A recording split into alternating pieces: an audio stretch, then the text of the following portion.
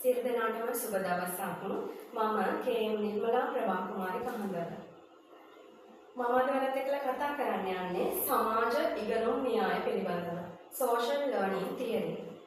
ඉගෙනුම් ඉගෙනීම් ක්‍රියාවලියේ යෙදලා ඉන්න ඔබටත් මටත් ඉතා වැදගත් මාතෘකාවක් තමයි මේ සමාජ ඉගෙනුම් න්‍යාය කියලා කියන්නේ. පන්ති කාමර කල්පනාකරණය කියන මාතෘකාව යටතේ කතා කරද්දී මේ සමාජ ඉගෙනුම් න්‍යාය පිළිබඳව අපි කතා කළ යුතුමයි. ඉතින් මම මෙම ප්‍රසන්ටේෂන් එක තුළදී ඔබට ඉදිරිපත් කරන්න උත්සාහ කරනවා සමාජ ඉගෙනුම් න්‍යාය කියන්නේ මොකක්ද? සමාජ ඉගෙනුම් න්‍යාය ඉදිරිපත් කළේ කවුද? සමාජ ඉගෙනුම් න්‍යායට යොදාගත් සිද්ධියක්ද මොකක්ද? ඒ හරහා ලබාගත් නිරීක්ෂණ මොනවාද? නිගමන මොනවාද? ඒ දේවල් පන්ති කාමරය තුළට යොදාගන්නේ කොහොමද? ඒ වගේම ඉන් පරිබාහිරව ගිහිල්ලා සාමාන්‍ය එදිනෙදා පරිසරයේදී එදිනෙදා ජීවිතයේදී අපි සමාජ ඉගෙනුම් න්‍යාය කොහොමද යොදාගන්නේ කියන එක පිළිබඳව. ඔයාලට මෙතනදී දැක ගන්න පුළුවන් සමාජ ඉගෙනුම් න්‍යාය එහෙම නැත්නම් social learning theory ඉදිරිපත් කළ ඇල්බර්ට් බැන්දුරා මොහු මනෝවිද්‍යාඥයෙක්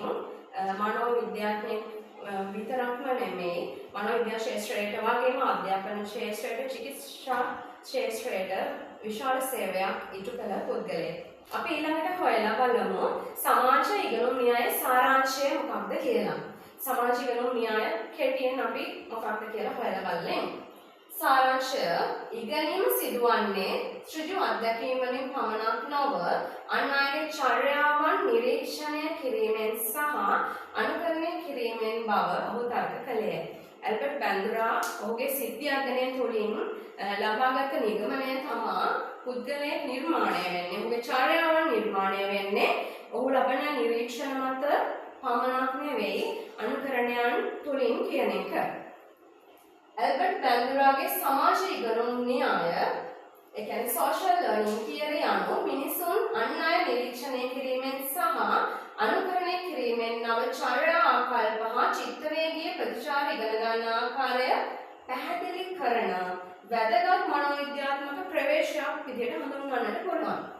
ඒකද කියන්නේ පුද්ගලයෙක් අනිත් අයව නිරීක්ෂණය කරනවා. ඒ වගේම අනුකරණය කරනවා.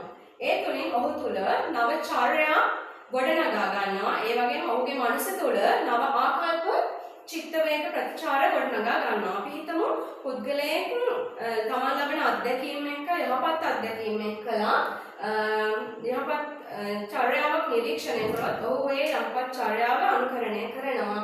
ඒ තුලින් ඔහු යහපත් ආකල්ප වලින් හිතන්න ගන්නවා. ඒ වගේම චිත්ත වේගී ඉවසීම ආදී චිත්තවේගීය යහපත් චිත්තවේගීය පරිසරයක් ඔහු තුළ ගොඩනැගෙනවා.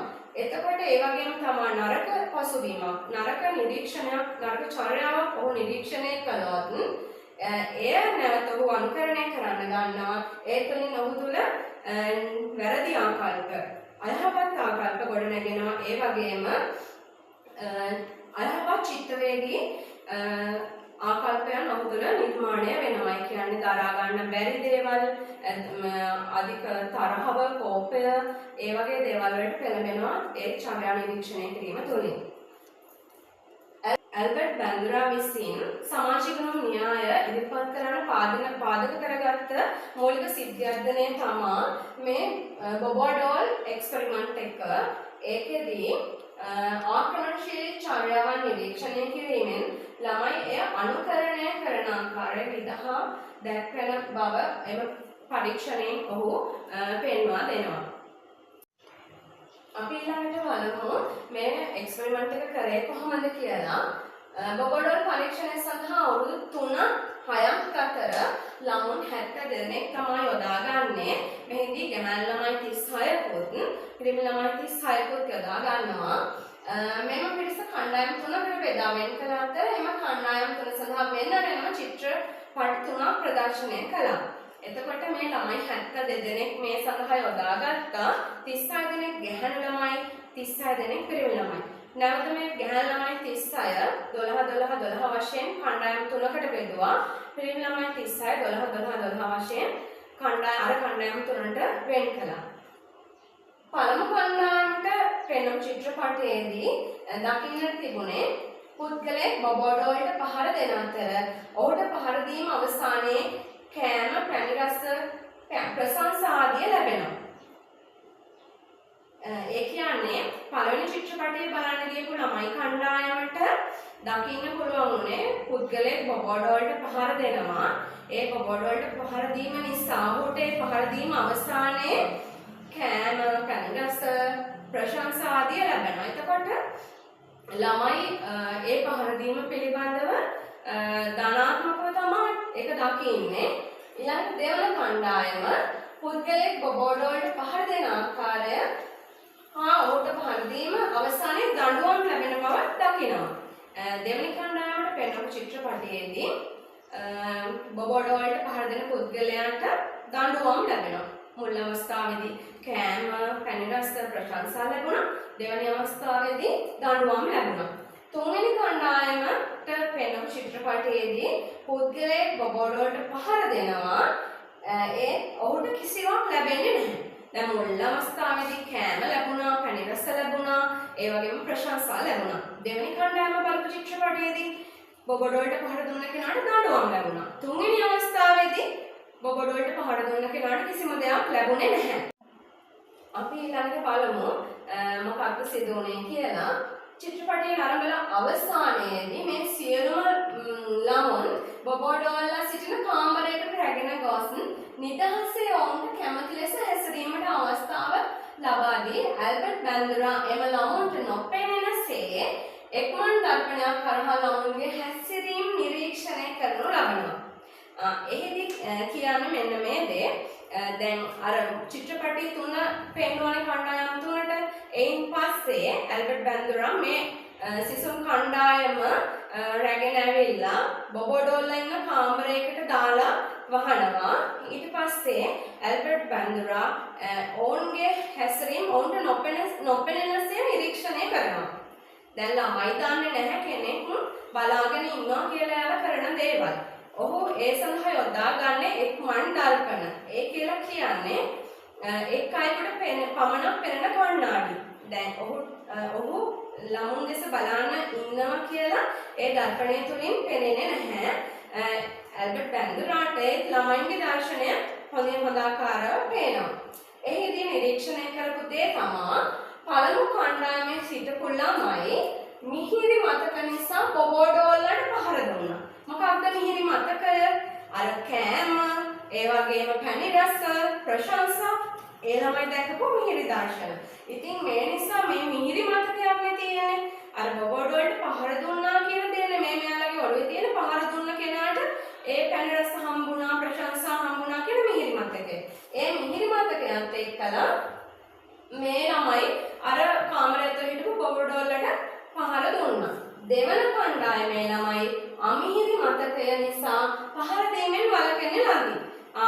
දෙවෙනි කණ්ඩායම බලපු චිත්‍රපටයේ හිටපු පුද්ගලයා බොබෝඩෝල්ට පහර දීලා අවසානයේදී මේ ඔහුට දඬුවම් ලැබුණානේ. එතකොට මේ ළමයින්ට තියෙන ඒ ගැන අමිහිරි මතකයක්. ඒ අමිහිරි මතකය නිසා මේ අය මේ අර බොබෝඩෝල්ට පහර දෙන්න ගියේ නැහැ. තෙවන කණ්ඩායමේ ළමයි මිහිරි හෝ අමිහිරි අත්දැකීමක් නොලැබුවත් ඒ චර්යාව නිරීක්ෂණය කළ නිසා පහර දෙන ලදී. තුන්වෙනි කණ්ඩායමට ගියපු ළමයි ඒ බලපු චිත්‍රපටයේ බොබෝඩෝල්ට අර පුද්ගලයා පහර දුන්නා. ඒත් පැණි රස කැවිලි ප්‍රශංසා කිසි දෙයක් ලැබුණේ නැහැ. ඒ වගේම දඬුවම් කිසි දෙයක් ලැබුණෙත් නැහැ. නිකන් පහර දුන්නා. එච්චරයි යාට මොනවත් ආපහු ප්‍රතිචාරයක් ලැබුණේ නැහැ. ඒ නිසා මෙයාලා ප්‍රතිචාරය නොදැක්කට එයාලා දැක්කනේ පහර දීමේ කියන චර්යාව. ඒ චර්යාව දැක්ක නිසා ඒ චර්යාවේ විපාකයක් හෝ ප්‍රතිලාභයක් හෝ මොකක්වත් එයාලට පේන්නේ නැහැ. දකින්න නැහැ. එයාලා සාමාන්‍යම මේ දේ දැකලා තියෙන දෙයක් කියලා අර පුද්ගලයාට මෙහෙම පහර දුන්නානේ කියලා මේ ළමයි බොබෝඩෝල්ට පහර දෙනවා. ඔයාලට මෙතනදී දකින්න පුළුවන් මේ මුලින් තියෙන රූප හතර තමයි චිත්‍රපටය උන්ට පේන චිත්‍රපටයේ දර්ශන. එතකොට බොබෝඩෝල්ලට පහර දෙන ආකාරය තමයි හින්දි දක්වන්නේ. පළවෙනි තියෙන්නේ ඇල්බර්ට් බැන්ඩ්‍රා විසින් එක්මන් දර්පණයෙන් කාමරය තුලදී නිරීක්ෂණය කළ හැසිරීම. මෙහිදී බොබඩෝල්ලාට පහර දෙන ආකාරය මෙහිදී කියනවා මේ පිරිමි ළමයි ආක්‍රමණශීලී වැඩිලු බොබඩෝල්ලාට පහර දීමේදී පිරිමි ළමයි ආක්‍රමණශීලී විදිහට ගොඩක් පහර දීම් සිදු කළාලු. ගැහැණු ළමයි ඒ තරම් ආක්‍රමණශීලී චර්යා දැක්ුවේ නැහැ කියලා ඒ නිරීක්ෂණවලදී කියලා තියෙනවා.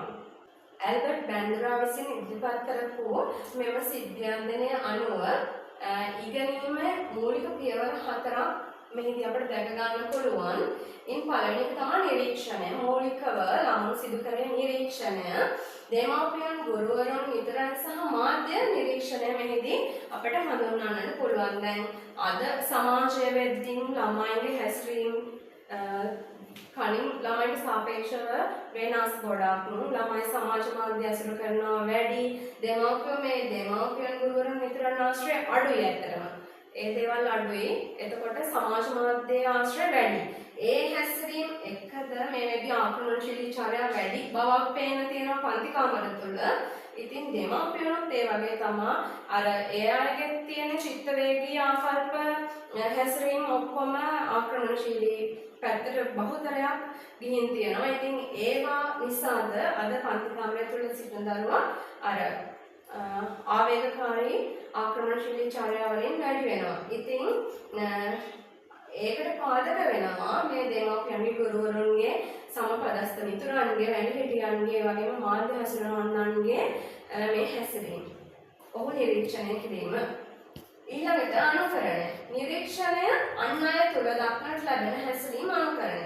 තමන් නිරීක්ෂණය කරනවා නම් යම් කිසි පුද්ගලයෙක් ඒ පුද්ගලයා කරන හොඳ දේද නරක දේද ළමයා අනුකරණය කරන්න ගන්නවා. එතකොට ළමයාට හැබැයි ඒකෙන් යහපත් විදිහට පොසිටිව් පැත්තට එතන පෙළඹවීමක් ලැබුණොත් තමයි එයා ඒක අනුකරණයක් විදිහට දිගටම පවත්වාගෙන යන්නේ. ඒක දඬුවම් පැත්තට එයාට ඒක අයහපත් දෙයක් කියන පැත්තට යම්කිසි අවබෝධයක් ලැබුණොත් ඒ චර්යාවෙන් එයා මිදෙනවා. අනුකරණය කිරීමෙන් වළකිනවා. ශක්තිමත් කිරීම. ත්‍යාග දිරිමත් කරන අතර දඬුවම් අදාළමත් කරයි. පන්ති කාමරයක් තුළදී මේ ක්‍රම දෙකම අපිට යොදා ගන්න වෙනවා. ඒ වගේ තමයි දිරිමත් කිරීම සහ දඬුවම් කිරීම. ඉතින් ත්‍යාග දීලා දිරිමත් කරන්න හරිම පහසුයි ළමයිව. ළමයි ලොකු දේවල් බලාපොරොත්තු වෙන්නේ නැහැ පන්ති කාමරය තුළ. පොඩි අප්පුඩියකටත් ළමයි ගොඩාක් දිරිමත් වෙනවා. පොඩි වචනයකට ගුරුවරයෙක්ගේ පොඩි වචනයකුත් ඇති ළමයින්ට ලොකු දිරිමත් බවක් ඇති කරගන්න. ඉතින් පන්ති කාමරය තුළ මම හොඳ පුතා කියලා දැම්මත් මොනවාහරි ලස්සන ස්ටිකර් එකක් ඇලෙව්වත් හරුවක් දුන්නත් ළමයිව අගය කිරීමක් සිදු කළොත් ළමයි ඒ හරියම ඉහළින් මේ දේ පිළිගන්නවා. ටීචර් මට මේ දේ දුන්නා, ටීචර් මට මෙහෙම කතා කරා, මගේ හොඳ පුතා කිව්වා. මේ දේවල් ළමයිගේ මනසටම කාවදිනවා. ඒ වගේම පන්ති කාමරේ ඉදිරියට ගෙනල්ලා අත්පොඩි ගහලා ළමයාව තෑගි දීලා ප්‍රශංසා කරලා ළමයාගේ ධෛර්යවත් භාවය වැඩි කරවත් ළමයා ඒ ක්‍රියාව දිගින් දිගටම පවත්වාගෙන යන්න උත්සාහ කරනවා. දැන් අද 10න් 10 ගන්න ළමයා හෙටත් උත්සාහ කරන්නේ 10න් 10ම අරගෙන තරුවකුත් අරගෙන මගේ හොඳ පුතා කියලා ලියව ගන්න. ඒ වගේ අර යම්කිසි ළමයාගේ අත්දැකීම එයාට ඒකේ දිරිමත් භාවයක් ලැබෙන ප්‍රතිපෝෂණයක් වුණොත් එයා ඒක දිගින් දිගට පවත්වාගෙන යනවා. ඒ වගේම දඬුවමත් අපිට යොදා ගන්න වෙනවා. දැන් වර්තමාන තත්ත්වය නම් මානසික හෝ ශාරීරික දඬුවම් අපිට යොදා ගන්න බැහැ අනවශ්‍ය විදිහට. ඒත් යම් දඬුවම් කිරීම අපේ තුලින් දරුවන්ගේ යහපත වෙනුවෙන් යොදා ගන්න පුළුවන්. ඒක ළමයට මානසික හෝ ශාරීරික හිංසාවක් නොවන පරිද්දම අපි යොදා ගන්න ඕන. ඒ වගේම සිතීමට යොමු කරනවා. යම් දෙයක් කිරීමට පෙර එහි විපාක තේරුම් ගන්නවා. දැන් ළමයා ලබාගත් චර්යා නිරීක්ෂණයත් එක්කලා ඒ ලබාගත් අත්දැකීම් එක්කලා එයා සිතන්න ගන්නවා. මේ දේ කරොත් මට මොකක් වේද? මේ දේ කරොත් මට ප්‍රශංසා ලැබෙයිද? මේ දේ කරොත් මට දඬුවම් ලැබෙයිද? මොනවද මේකෙන් වෙන්නේ කියලා හිතලා එයා එයාගේ හැසිරීම වෙනස් කර ගන්නවා කියන දේ තමයි මෙයින් අදහස් කරන්නේ. අපි ඊළඟට බලමු පන්ති කාමරයේ මේ සමාජිකණු න්‍යාය කොහොමද යොදා ගන්න පුළුවන් කියලා. පන්ති කාමරය තුළදී ගුරුවරයාට ආදර්ශයක් වෙන්න පුළුවන්. අපේක්ෂිත හැසිරීම ආදර්ශනය. ගුරුවරයා විනය, ගෞරවය, ඉවසීම සහ ගැටළු විසඳීමේ නිසි ක්‍රමවේද නිරතුරුව ආදර්ශනය කළ යුතුයි. උදාහරණයක් විදිහට යම්කට කතා කිරීමට පෙර අර්ථ එසවීම, අන් අයට සවන් දීම, වැරද්දක් කළ විට සමාව ඉල්ලීම දැන් ගුරුවරයා විසින් අනුගමනය කළ යුතුයි. දැන් ගුරුවරයා දරුවන්ට මේ දේ පුතේ මේ හරි දේ මේක අතවසලා කතා කරන්න, කෙනෙක්ට හොඳින් සවන් දෙන්න, ඉවසන්න, වරදක් කරපුවම සමාව ගන්න මේ දේවල් කිව්වට බෑ. ගුරුවරයාට තමන්ගේ ජීවිතේ ප්‍රායෝගිකව ළමුන් ඉදිරියේක මේ ඔවුන්ගේ නිරීක්ෂණය වලට හසු වෙන පරිදි ක්‍රියාත්මක කරන්න ඕන. සිසුන් ආදර්ශයක් ලෙස යොදා ගැනීම ඊළඟට කරන්න ඕන දෙයක්. සිසුන් තමන්ගේම සමාජ මිතුරන් නිරීක්ෂණයෙන් වේගෙන් ඉගෙන සමපදස්තිකනවා කියන්නේ ඒ කියන්නේ සමකණ්ඩායම් තුළින් ළමයා ඉගෙනීමට යොමු වෙනවා. එහිදී දක්ෂ සිසුන් ආදර්ශනය කිරීම. දක්ෂ යම් කාර්යයක් සාර්ථකව නිම කළ හෝ යම් ගැටලුවක් නිවැරදිව විසඳු ශිෂ්‍යයෙක් පන්ති ඉදිරියේ ඒ ඉදිරිපත් කිරීමට හෝ පැහැදිලි කිරීමට යොදා ගැනීම. දැන් පන්ති කාමරේ ඉන්න දක්ෂ ළමයි ගානක් දුන්නා ඉක්මනට හදනවා, හදලා ගෙනල්ලා පෙන්නනවා. අපි ඒ ළමයාට උපස්ථාපනයක් දුන්නොත් මේ ළමයා මේ විදිහට කලින් කරා, එයාට එතන ප්‍රතිපෝෂණයක් ලබා දුන්නොත් අනිත් අයත් ඒ ප්‍රතිපෝෂණය ලබා ගන්න, ප්‍රශංසාව ලබා ගන්න ඒ දේ ඉක්මනට කරන්න පෙළඹෙනවා. උදාහරණයක් විදිහට මෙතන දක්වලා තියෙනවා හොඳින් පිරිසිදු අත්අකුරු සහිත සිසුන්ගේ පොත් පන්තියට පෙන්වීම. දැන් සමහර ළමයි ඉන්නවා රූල මතවත් හරියට ලියන්නේ නැහැ, පොත් හරි අපිරිසිදුයි, කුණු ගෑවිලා ඒ විදිහට සමහර ළමයි අර print out එකක් ගත්තා වගේ ලස්සනට print කරා වගේ මේ ලස්සන අකුරු ලියනවා. එතකොට මේ අර ආදර්ශනයක් විදිහට හොඳ අකුරු ලියන ළමයෙක්ව ඉදිරියට ගෙනල්ලා පෙන්වන අනිත් ළමයිනුත් ඒ සඳහා යොමු වෙනවා. සහයෝගී ඉගෙනීම. කණ්ඩායම් වැඩවලදී සිසුන් එකිනෙකාගෙන් නිවැරදිව ඉගෙනුම් උපාය මාර්ග නිරීක්ෂණය අනුකරණය කරයි. මේ කණ්ඩායම් ක්‍රියාකාරකම් ඉතාම වැදගත්. සෑම පාඩමක් තුළදීම අපි ඒක පුද්ගල ක්‍රියාකාරකම්, ද්විපුද්ගල ක්‍රියාකාරකම් වගේම කණ්ඩායම් ක්‍රියාකාරකම් යොදා ගන්නවානේ. ඒ කණ්ඩායම් ක්‍රියාකාරකම් තුළදී එතන කලවමේ ඉන්නේ පුළුවන් නම් දක්ෂ ළමයි, ඒ මේ කොටසට දක්ෂ ළමයි එහෙම ඉන්න පුළුවන්. එතකොට ඒ ප්‍රවීණ ළමයින්ගෙන් අර බැරි ළමයා බලලා ඉගෙන ගන්නවා. සම්පදස්තිකරුණක් එතනදී සිද්ධ වෙනවා. එතන නිරීක්ෂණය යොදා ගන්නවා. ඒ අනුකරණය කිරීමෙන් ළමයාගේ යහපත් චර්යාව ගොඩනගා ගන්න පුළුවන් එතනදී. මෙම න්‍යාය පන්ති කාමරය තුළදී යොදා ගනිද්දී ස්වයං කාර්යක්ෂමතාවය වර්ධනය කිරීම සිදු වෙනවා.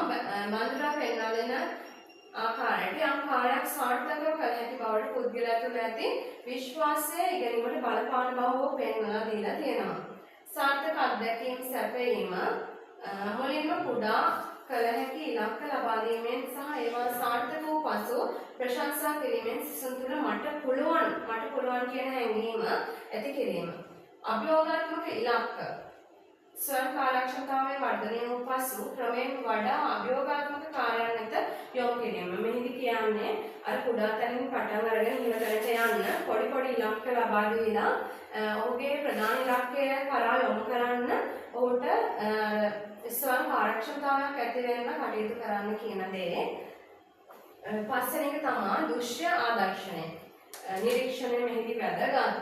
වීඩියෝ සහ තාක්ෂණය නිවැරදි ක්‍රියාපටිපාටි පෙන්වන විද්‍යාගාර පරීක්ෂණ ඉදිරිපත් කිරීම ආදී වගේම අධ්‍යාපනික වීඩියෝ රූප සටහන් භාවිත කිරීම වගේම අපිට පුළුවන් දෘශ්‍ය ආදර්ශනය යොදාගෙන ඉගෙනුම් ඉගෙනීම් ක්‍රියාවලිය සාර්ථක කරගන්න. ඒ වගේම උපදේශ මණ්ඩල පන්ති කාමරයේ විත්තියේ යම් කාර්යයක් කිරීමට ඇති පියවර හෝ නීති රීති පැහැදිලිව ප්‍රදර්ශනය කිරීම. අර දඬුවම දෙනවට වැඩිය පන්ති කාමරයේ රූල්ස් ටිකක් දැම්මොත් මේ රූල්ස් ටික කරන්න ඕන කියලා එතකොට ළමයා ඒ තුලින් මේ ඒ දේවල් නොකර ඉන්න පෙළඹෙනවා. ඒක දඬුවමක් දෙනවට ඊට කලින් වළක්වා ගැනීමක් වෙනවා. ඒ වගේම පන්ති කාමරය තුළදී ප්‍රතිනියෝජිත ප්‍රබලීකරණය භාවිත කරන්න පුළුවන්. සමාජ ඉගෙනුම් න්‍යායට අනුව ත්‍යාග ලබා දුන් විට අන් අයද එම හැසිරීම් කිරීමට පෙළඹෙනවා. විවෘතව පැසසීම යම් ශිෂ්‍යයෙකු නිවැරදි හෝ අපේක්ෂිත හැසිරීමක් දැන් කාලයට වැඩ නිම කිරීම උපකාර කිරීම වගේ උදාහරණ විදිහට ගත්තොත් ඒ විදිහට කළ විට එය මුළු පන්තියේම ඇසෙන කට්ටිය පැසසීම ත්‍යාග ලබා දීම මෙහිදී අදහස් කරනවා. ඒ කියන්නේ ළමයාගේ දක්ෂතාවය ප්‍රශංසා කරන්න ඕන අවස්ථාවක් පන්ති කාමරයේ ඇතිවෙච්ච අවස්ථාවලදීම මූලික අවස්ථාවෙම ඒ ළමයාම ඉදිරියට ගෙනල්ලා ඒ ප්‍රශංසාව පැසසීම දිරිමත් කිරීම ලබා දීම කළ යුතුයි.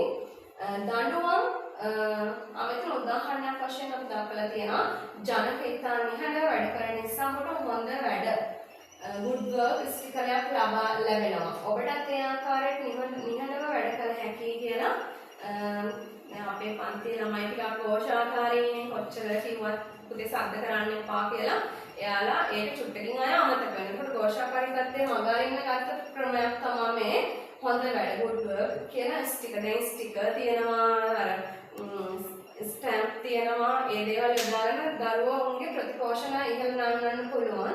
එතකොට මේ good work කියන ස්ටිකර් එකක් අලවුවම එයා එන්නේ නිහඬ බව වෙනුවෙන් තමයි මේ දිරිමත් කිරීම කරන්නේ. එතකොට අනිත් ළමයිනුත් ඒ දේ ගන්න උත්සාහ කරනවා. දඬුවම් ප්‍රවේශමෙන් භාවිතා කිරීම නොසුදුසු හැසිරීමක් සඳහා දඬුවම් ප්‍රතිනියෝජිත දඬුවම් නිරීක්ෂණය කරන සිසුන් එම හැසිරීමෙන් වැළැක්වීමට ඉඩ ඇති නමුත් දඬුවම ඉතා තදින් හෝ නිතරම භාවිත කිරීමෙන් සිසුන් තුළ බියක් ඇති විය හැකි බැවින් මේ ඉතා ප්‍රවේශමෙන් භාවිත කළ යුතුයි. අර දඬුවම උනත් ඕනකට වැඩි ඕනේ නැහැ කියනවානේ. කොයි දේ ඕනකට වැඩි ඕනේ නැහැ කියලා කියන්නේ. ඉතින් ඒ වගේ තමයි දඬුවමත් ඒ සුදුසු පරිදි යොදා ගන්න වෙනවා තියෙන වර්තමාන තත්ත්වෙත් එක්කලා අර මම මුලින්ම කිව්වා වගේ ශාරීරික මානසික හිංසනයක් නොවන පරිදි හැබැයි අර හැඳි නොගාන හොද්ද වැඩක් නැහැ කියනවා. ඉතින් ඒ වගේ අර ළමයට අවශ්‍ය අවස්ථාවලදී ඒ සඳහා ඒකට ගුරුවරයා එකඟ නැහැ කියලා දැනුම් දීම හරි කරන්න වෙනවා. එයාට බාහිර බලපෑමක් සිද්ධ වෙන්නේ නැතුව. මෙම න්‍යාය පන්ති කාමරය තුළදී යොදා ගනිද්දී ස්වයං කාර්යක්ෂමතාවය වර්ධනය කිරීම සිදු වෙනවා. බඳුරා පෙන්වා දෙන ආකාරයට යම් කාර්යයක් සාර්ථකව කළ හැකි බවට පුද්ගලයා තුළ ඇති විශ්වාසය ඉගෙනීමට බලපාන බව හෝ පෙන්වලා දීලා තියෙනවා. සාර්ථක අත්දැකීම් සැපයීම මුලින්ම කුඩා කළ හැකි ඉලක්ක ලබා දීමෙන් සහ ඒවා සාර්ථක වූ පසු ප්‍රශංසා කිරීමෙන් සිසුන් තුළ මට පුළුවන් කියන හැඟීම ඇති කිරීම. අභියෝගාත්මක ඉලක්ක ස්වයං කාර්යක්ෂමතාවයේ වර්ධනය වූ පසු ක්‍රමයෙන් වඩා අභියෝගාත්මක කාර්යයන් වෙත යොමු කිරීම. මෙහිදී කියන්නේ අර කුඩා තැනින් පටන් අරගෙන ඉහළ තැනට යන්න පොඩි ඉලක්ක ලබා දීලා ඔහුගේ ප්‍රධාන ඉලක්කය කරා යොමු කරන්න ඔහුට ස්වයං කාර්යක්ෂමතාවයක් ඇති වෙන්න කටයුතු කරන්න කියන දේ. පස්වෙනි එක තමයි දෘශ්‍ය ආදර්ශනය. නිරීක්ෂණය මෙහිදී වැදගත්. වීඩියෝ සහ තාක්ෂණය නිවැරදි ක්‍රියාපටිපාටි පෙන්වන විද්‍යාගාර පරීක්ෂණ ඉදිරිපත් කිරීම ආදී වගේම අධ්‍යාපනික වීඩියෝ රූප සටහන් භාවිත කිරීම වගේම අපිට පුළුවන් දෘශ්‍ය ආදර්ශනය යොදාගෙන ඉගෙනීම් ක්‍රියාවලිය සාර්ථක කරගන්න. ඒ වගේම උපදේශ මණ්ඩල පන්ති කාමරයේ විත්තියේ යම් කාර්යයක් කිරීමට ඇති පියවර හෝ නීති රීති පැහැදිලිව ප්‍රදර්ශනය කිරීම. අර දඬුවම දෙනවට වැඩිය පන්ති කාමරයේ රූල්ස් ටිකක් දැම්මොත් මේ රූල්ස් ටික කරන්න ඕන කියලා එතකොට ළමයා ඒ තුලින් ඒ දේවල් නොකර ඉන්න පෙළඹෙනවා. ඒක දඬුවමක් දෙනවට වැඩිය ඊට කලින් වළක්වා ගැනීමක් වෙනවා. ඔයාලට මෙතනදී දැක ගන්න පුළුවන් මෙතන එයාගේ මව හයියෙන් තරහින් කෑ ගහද්දී ළමයාත් ඒක අනුකරණය කරනවා. ළමයා නිරීක්ෂණය කරන්නේ අම්මගේ ආක්‍රමණශීලී චර්යාවක්. ඒකට ළමයාත් එය අනුකරණයට පෙළඹෙනවා. ඊළඟ පින්තූරේදී අම්මා පොතක් කියවනවා. ළමයා ඒ යහපත් චර්යාව අනුකරණය කරනවා. ඉතින් මේක තමයි සරල ජීවිතයේදී සිද්ධ වෙන්නේ. ළමයා ඉපදෙද්දී කිසි දෙයක් ගේන්නේ නැහැ. එයා ලබන අත්දැකීම් එක නිරීක්ෂණය තමයි ඒ දේ අනුකරණයට පෙළඹෙන්නේ. ඒ රූප සටහන් වලින් වලට පේන තියෙන්නේ ළමයි නිරන්තරයෙන් වැඩිහිටියන්ව ගුරුවරුන්ව අනුකරණය කරනවා කියන දේ. වැඩිහිටියන්ගේ යම් කිසි චර්යාවක් ඕන් නිරීක්ෂණය කළොත් ඒ නිරීක්ෂණයට හසු වෙන දේ ඕන් නිරන්තරයෙන් කරන්න පෙළඹෙනවා. මේ පාසල තුළදී මේ සමාජය තුළදී නිවස තුළදී අපිට නිරන්තරයෙන් දකින්න පුළුවන් අම්මා කරන දේ, තාත්තා කරන දේ, වැඩිහිටියෙක් කරන දේ, ඒ වගේම අයිලා කරන දේවල්, ගුරුවරයා කරන දේ, නැත්නම් තමන් යාළුවෙක් කරන දේ අනුකරණය කිරීම සිදු කරන විදිය. අපි ඊළඟට බලමු ඇල්බර්ට් බැන්ඩුරාගේ සමාජ ඉගෙනුම් න්‍යාය සැබෑ ජීවිතයට බලපාන ආකාරය කොහොමද ඒ වගේ ප්‍රායෝගික යෙදවුම් කොයි විදිහටද යොදා ගන්න වෙන්නේ කියලා. ඉගෙනුම් න්‍යාය අධ්‍යාපන ශාස්ත්‍රයේදී යොදාගන්නේ කොහොමද කියලා බලමු. අධ්‍යාපනයේදී ආදර්ශන ඉගෙනුම් යොදා ගන්න පුළුවන්. ගුරුවරුන් විසින් යහපත් හැසිරීම සහ ගැටලු විසඳන ආකාරය පෙන්වා දීම ආදර්ශනය කිරීම කරන්න පුළුවන්. සාර්ථක සිසුන් දුටු විට අන් අයත් ඒ ආකාරයට හැසිරීමට පෙළඹෙනවා. යහපත් හැසිරීම තියෙන ළමයිව ආදර්ශයට අරගෙන ඒ අයට කරන ප්‍රශංසා ත්‍යාග ලබා දීමේ දේවල් ළමයින්ගේ චර්යාව නිරන්තරයෙන් නිරීක්ෂණයට ලක් වුණොත් අනිත් ළමයිනුත් ඒ අනුකරණය කරලා යහපත් හැසිරීම වලට පෙළඹෙනවා. දෙක සෞඛ්‍ය ශාස්ත්‍රය තුළදී සෞඛ්‍ය ප්‍රවර්ධනයට මේ දේ යොදා ගන්න පුළුවන්. ධූමපානය නතර කළ හෝ ව්‍යායාම කරන අයගේ සාර්ථක කතා මාධ්‍ය හරහා පෙන්වා දීමෙන් අන් අයටත් ඒ කළ හැකියි විශ්වාසයක් ඇති කිරීම. ඒ කියන්නේ සම කාර්යක්ෂමතාවයක් වැඩි කරන්න පුළුවන්. මෙහිදී කරන්නේ කෙනෙක් ධූමපානය කරන එකට ඇබ්බැහි වෙලා ඉන්නවා නම් නැත්නම් ව්‍යායාම නොකර ඉන්නවා නම් ධූමපානය කරලා නතර කරපු කෙනෙක් කතා කරන විදිහ, එතකොට ව්‍යායාම කරලා යාගේ BMI එක හදාගෙන නිරෝගීව ඉන්න පුද්ගලයෙක් කතා කරන විදිහ මාධ්‍යයන් තුලින් පෙන්වලා දීලා ඒ සඳහා යොමු කිරීමක් කරන්න පුළුවන්. ඒ වගේම මනෝ චිකිත්සාවේදී ආදර්ශකරණය චිකිත්සාව යොදා ගන්න පුළුවන්.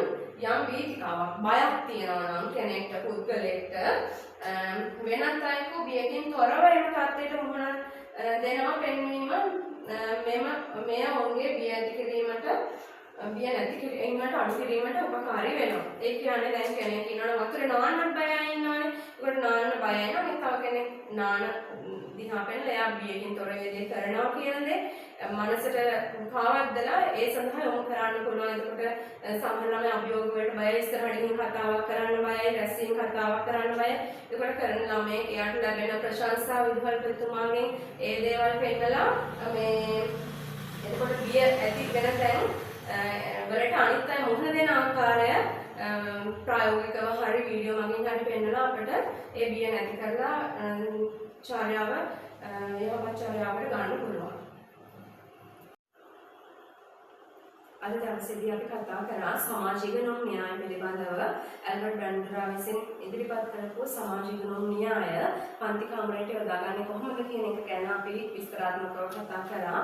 මෙහිදී ඇල්බර්ට් බැන්ඩුරා විසින් යොදාගත්ත සිද්ධියක්ද නියමකක්ද, එහිදී ඔහු ලබාගත් නිරීක්ෂණ නිගමන මොනවාද, ඒ පන්ති කාමරයට යොදා ගන්න පුළුවන් කොහොමද කියන දේ පිළිබඳව කතා කරා. ඉතින් ප්‍රායෝගිකව අපි පන්ති කාමරයට ගිහිල්ලා ළමයින්ගේ ඉගෙනුම් ගැනීම ක්‍රියාවලිය සාර්ථක කරගන්න ඔවුන්ට යහපත් පන්ති කාමර වටපිටාවක් හදාන්න, පන්ති කාමර කළමනාකරණය කරන්න මෙම න්‍යාය යොදාගන්නේ කොහොමද කියන එක ඔබට පැහැදිලි වෙන්න ඇති.